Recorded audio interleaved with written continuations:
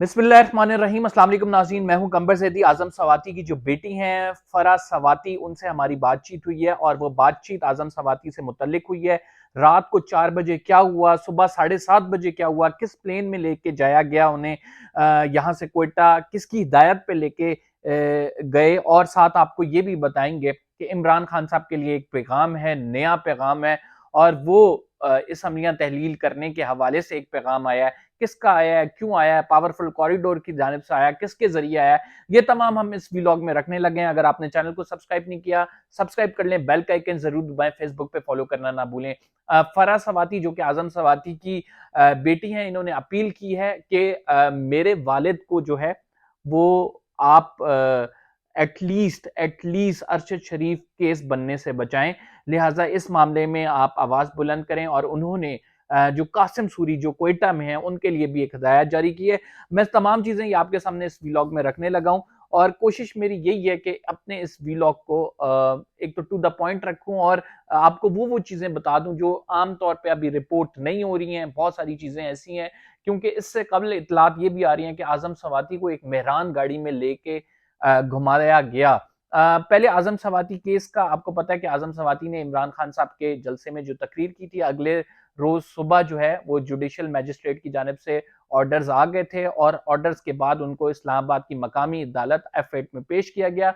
8 रोजा आजम सवाती का जिस्मानी रिमांड लिया गया, जिसमें मुकदमा जो था वो साइबर क्राइम के हवाले से था। मुल्क की मुख्तलिफ जगहों में 52 के करीब उन पर मुकदमात बनाए गए, और ये FI जो सुप्रीम कोर्ट का ऑर्डर है, लार्जर बेंच का ऑर्डर है, उसकी खिलाफ वर्जी है। लार्जर बेंच का ऑर्डर ये है कि अगर आप जुर्म सरजद करेंगे तो उसकी एक FIR होगी, मुतादिद जगह पे FIR नहीं काटी जा सकती। सुप्रीम कोर्ट इस सिलसिले में वाज़ेह अहकामात दे चुकी है, लेकिन इसके बावजूद ये तमाम चीजें हमें नजर आ रही हैं आजम सवाती के स्पेसिफिकली केस में। आजम सवाती ने इदारे ये समझते हैं कि वो उस रेड लाइन को क्रॉस किया है, जो कि रेड लाइन क्रॉस नहीं की जानी चाहिए, और उनकी तकरीर स्पेसिफिकली टारगेट कर रही थी ISI को और फौज को। और जो अब हमारे सामने चीजें आ रही हैं वो भी यही चीज बता रही हैं कि बेसिकली आजम सवाती को जो सजा दी जा रही है वो रेड लाइन क्रॉस करने की दी जा रही है। तो मैं आपको बताता हूं कि आजम सवाती के हवाले से जो रिसेंट अपडेट्स हैं वो ये हैं कि आजम सवाती को बेसिकली जो है FIA ने कहा था कि हमें इसका मजीद जिस्मानी रिमांड नहीं चाहिए। अदालत ने पहले 8 रोजा जिस्मानी रिमांड दिया था, 4 रोज बाद FIA ने कहा कि मजीद हमें जिस्मानी रिमांड नहीं चाहिए। उनको I9 जो सब जेल है वहां पे मुंतकिल कर दिया गया था। I9 सब जेल में वो मौजूद थे, और फैमिली मुतमईन हो गई थी कि अब तो सब जेल में आ गए हैं, यानी जिस्मानी रिमांड से जुडिशियल रिमांड की तरफ चले गए। जिस्मानी रिमांड में अच्छा होता है कि नंगा करके मारे ना, टॉर्चर ना किया जाए, उन पर मुख्तलिफ किस्म का तशद्दुद ना किया जाए। वैसे ही उनकी एज 75 ईयर्स है, तो ये तमाम चीजें जो हैं वो फैमिली के जहन में थी। लेकिन जब उन्होंने कहा कि जब वो I9 सब जेल में आ गए तो हम मुतमईन हो गए कि इनको जुडिशियल रिमांड पे अदालत ने जो है वो हवाले कर दिए जेल में। अब ये रहेंगे, इनसे कस्टडी में रहेंगे, और उसके बाद फिर इनकी जमानत हो जाएगी। पहले तो PTI को जस्टिस अतहर मिनल्ला की कोर्ट से रिलीफ मिल जाता था, लेकिन जस्टिस आमिर फारूक की आने के बाद वो जो उम्मीदें थी वो डिमनिश होना शुरू हो गई, वो खत्म होना शुरू हो गई। और यही वजह है कि आमिर फारूक साहब ने आज भी आजम सवाती साहब का केस सुना, लेकिन फैसला महफूज कर लिया गया, फैसला उसी वक्त नहीं सुनाया गया, और जो दूसरे लोग हैं वो उनको लेके बलूचिस्तान चले गए। आज जो केस सुना उसमें क्या हुआ है वो भी आपको बता देते हैं। आज जो केस सुना गया उसमें बेसिकली रिकॉर्ड तलब किया गया है।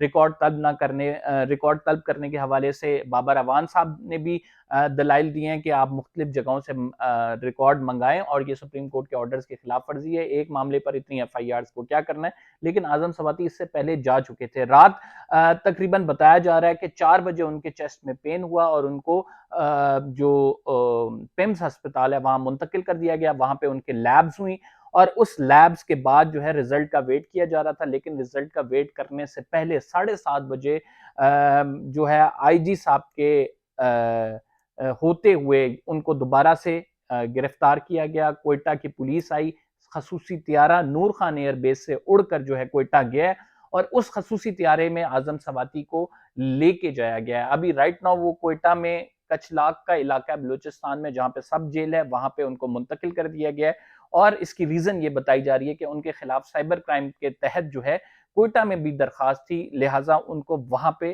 शिफ्ट कर दिया गया है। इमरान खान इसे मॉकरी ऑफ जस्टिस कह रहे हैं और इमरान खान ये कहते नजर आ रहे हैं कि मुतअद्दिद दफा अपील करने के बावजूद आजम सवाती को इंसाफ नहीं दिया जा रहा है और आजम सवाती के मामले में अदालत जो है लापरवाही बरत रही है। अदालत को चाहिए कि इंसानी हकूक की पामाली पर फौरी तौर पर एक्शन ले। वो 76 साल के हैं, उनको सांस नहीं आ रहा है, उनकी लैब रिपोर्ट्स आनी थी, इससे पहले आपने उन्हें बलूचिस्तान में जेल में मुंतकिल कर दिया है। तो खुदा ना खास्ता ये अरशद शरीफ केस को तो नहीं रिपीट किया जा रहा। तो पीटीआई भी सरापा एहतजाज नजर आ रही है और अदालतों की तरफ देखती नजर आ रही है। चीफ जस्टिस ने भी कहा था कि वो आजम सवाती केस को देखेंगे और आजम सवाती को इंसाफ दिलाने के लिए उन्होंने एचआर सेल में आजम सवाती की जानिब से जो दरखास्त दायर की गई थी उसको देखने का कहा था और उन्होंने कहा था कि बाकायदा तौर पर आप दरखास्त दायर करें, एचआर सेल से मिलें। लेकिन इसके बावजूद रोजाना की बुनियाद पर जब सेनेटर्स आके सुप्रीम कोर्ट के बाहर एहतजाज करते थे और वो मार्च करते थे कौमी असम्बली से सुप्रीम कोर्ट तक, तब कुछ भी नहीं होता था आजम सवाती के केस के हवाले से। तो राइट नाउ इतलात हमारी ये है कि आजम सवाती को इतनी जल्दी जो है वो रिलीफ नहीं मिलने लगा, चाहे वो अदालत की बात हो, अनटिल और अनलेस सुप्रीम कोर्ट इंटरवीन ना करे। आजम सवाती को अली वजीर के पैटर्न की तरह मुख्तलिफ जगह फिराया जाएगा, मुख्तलिफ जेलों में डाला जाएगा और आखिर तक अली वजीर को जिस तरह से जमानत नहीं मिली थी, बाजवा साहब के होते हुए लोग क्रिटिसाइज करते रहे, इंसानी हकूक की तंजीमें बोलती रहीं, जर्नलिस्ट बोलते रहे, लेकिन नहीं मिली थी अली वजीर को।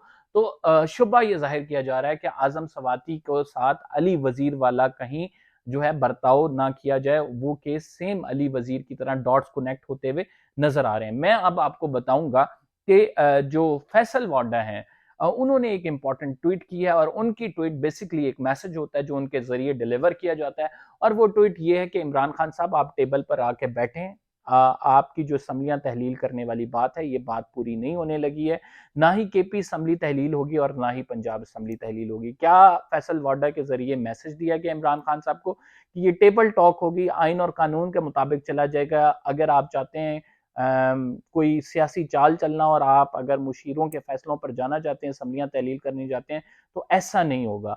तो बज़ाहिर ये लग ऐसा रहा है कि ये एक मैसेज दिया गया, लेकिन खान साहब बिल्कुल इख्तियार रखते हैं, वो एक पार्टी के सरबराह हैं, पार्लिमानी पार्टी के सरबराह हैं, मुल्क की सबसे बड़ी पार्टी के सरबराह हैं।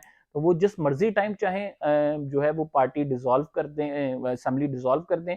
फैसल वाडा कौन होते हैं और किस तरह से फैसल वाडा किस हैसियत में कह रहे हैं कि ये नहीं होगा।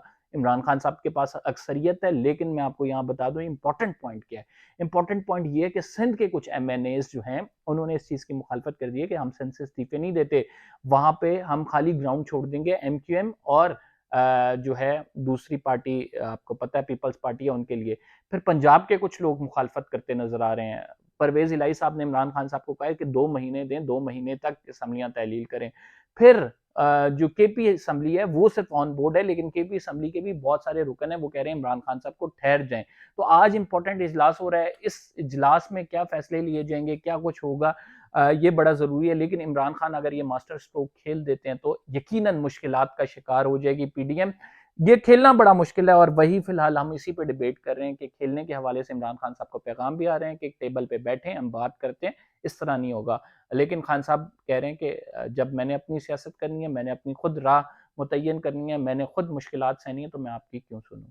तो कंबर ज़िद्दी को इजाज़त दीजिए, फिलहाल के लिए इतना ही। इंशाल्लाह अगले व्लॉग में मुलाकात होगी। अल्लाह हाफ़िज़।